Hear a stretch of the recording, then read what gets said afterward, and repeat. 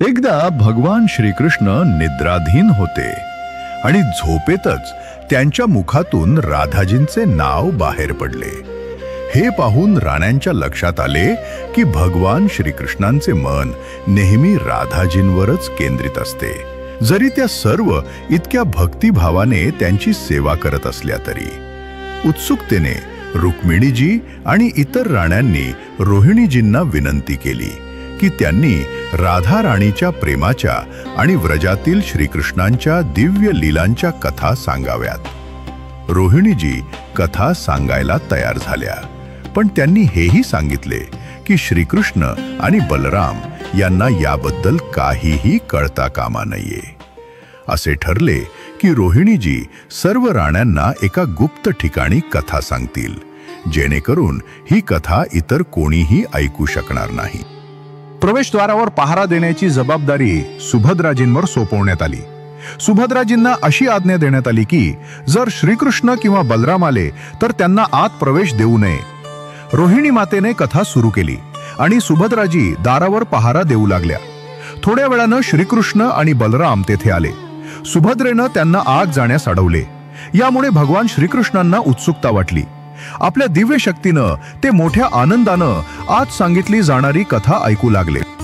बलरामजी सुद्धा कथेचा आनंद घेऊ लागले।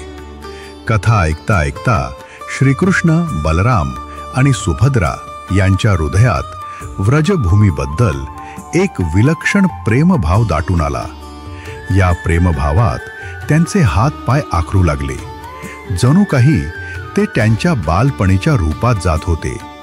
राधाजींच्या कथेत ते तिघेही इतके तल्लीन झाले की ते मूर्तीप्रमाणे निश्चल झाले।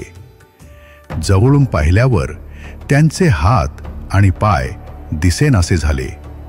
हे दृश्य पाहून सुदर्शन चक्र सुद्धा भावुक झाले आणि त्याने मोठे रूप धारण केले।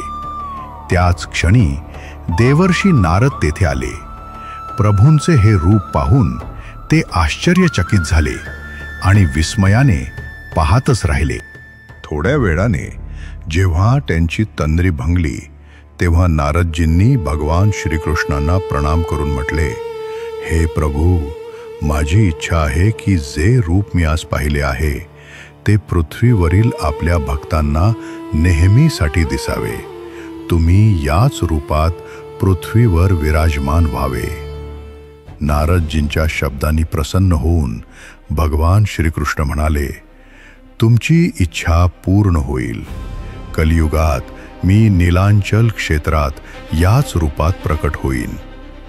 कलियुगाच्या आगमनानंतर भगवान श्रीकृष्णांच्या प्रेरणेने माळव्याचा राजा इंद्रद्युम्न याने जगन्नाथ मंदिरात भगवान श्रीकृष्ण, बलरामजी आणि सुभद्राजींच्या मूर्तींची स्थापना केली। ही आकर्षक कथा येथेच संपते, पण यानंतरही अनेक रंजक घटना घडतात।